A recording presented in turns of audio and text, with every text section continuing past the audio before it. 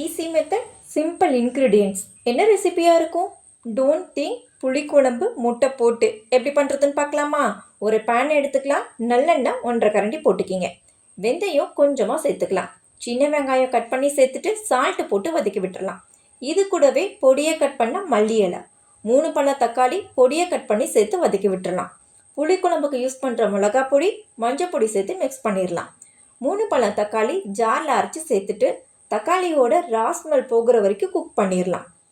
பாதிப்பழம் தக்காளி கட் பண்ணியும் மீதி பாதிப்பழம் தக்காளி அரைச்சி ஏன் சேர்த்துருக்கேன் அப்படின்னா, குழம்போட திக்கான கன்சிஸ்டன்சி கிடைக்கும். அதுக்காக தான்.